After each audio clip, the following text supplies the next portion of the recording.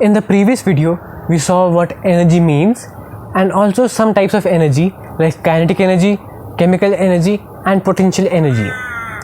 In this video, let us look at potential energy in a bit more depth and see on what all factors does potential energy depend. In this chapter, we will be focusing on potential energy due to gravity or gravitational potential energy. As I had demonstrated in the last video, if I take the football, it has no potential energy when I have kept it on the ground or at zero height. Why is that so? Because obviously it is very obvious that the football cannot do any work from this height even if I leave it. This potential energy is due to gravity, because obviously gravity is pulling the football downwards, and that's why this is gravitational potential energy. Now if I lift it to some height, let's say this height, it now has some potential energy, because as you saw in the last demonstration, when I left the football, it did some work on the table tennis ball. So let me now experiment with this particular experiment by changing a few things, and then let's see on what all factors does the gravitational potential energy depend. So first of all, let me choose, let's say, this height, and here I have a small sponge ball, and which has not that much mass, and if I drop this on this end from this height, let's see what happens. Well, as expected, the table tennis ball rises because some work has been done on the table tennis ball, and that height actually depends on how much work is being done. So in this particular case, because remember, work energy is the ability to do work.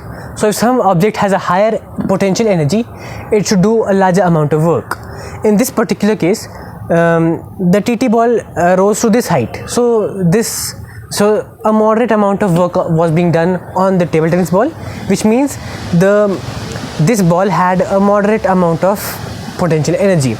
Now let us keep the height the same, but let us take a heavier ball, and obviously we have the football here, which is much heavier than the sponge ball. So let me take this right now. So now I'll be dropping the football from the same height. So I believe it's this height, yeah. So we have the same approximate height, and now if I drop the football, which is much heavier than the sponge ball, let us see how high the table tennis ball rises. So clearly the table tennis ball rose much higher this time, although we had dropped the ball from the same height, but the ball was much heavier in this case, and because the table tennis ball rose higher, we can infer that a higher amount of work was done on the table tennis ball, which means that the football had a much higher potential energy than the sponge ball. Now let us keep the mass of the ball same, but let us try changing the height of the object. So here I am with the football, and this time I am high up here, and the table tennis and the rest of the setup is down there. So you can look at there.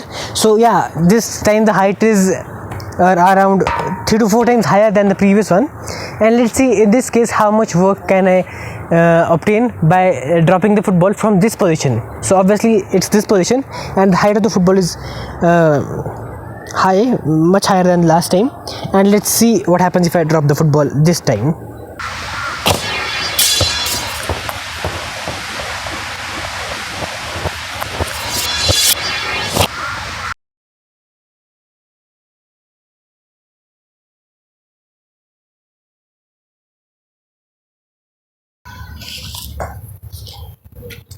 So the table tennis ball reached here up to this height, and obviously it went much higher and it landed here. But yeah, the essence of the whole thing is that when I drop the football from such a height, I am able to do more work on the table tennis ball because it reached such a large height. So obviously a larger force was applied on the table tennis ball, which clearly indicates that the football, when at this height, had a higher potential energy. So from the two experiments that we carried out, we can infer that firstly potential energy depends gravitational potential energy depends on the mass of the object.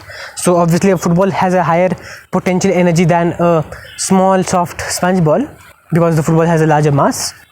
and the gravitational potential energy depends on the height of the object. So in the previous case, I had dropped the football from around this height, and there I did not get as much, so the height obtained was not as much as in this case when I dropped the football from such a large height. And so gravitational potential energy depends on height and mass. Lastly, gravitational potential energy also depends on how fast the object is being accelerated towards the ground. So on the earth, the acceleration is pretty much constant, and we'll see why the acceleration due to gravity is constant in the next chapter. But for now, I'm just telling it to you that the acceleration on planet Earth is constant and is around 10 meters per second, and it is same for all objects.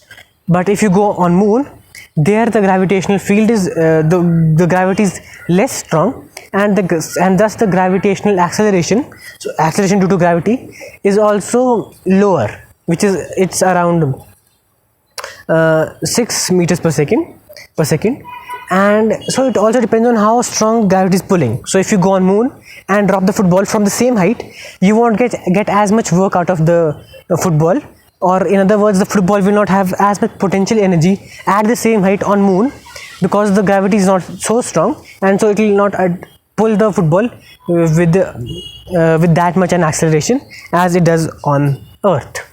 So if we combine all those three factors, we can see that gravitational potential energy is equal to mass of an object multiplied by its height multiplied by the gravitational acceleration, which we can denote by g. So the simple formula that we get for potential energy is potential energy equals mass into height into gravitational potential gravitational acceleration, or gravitational potential energy equals mgh for short. That's it for this video, and now you can find the potential energy of various objects that are at various heights and have different masses.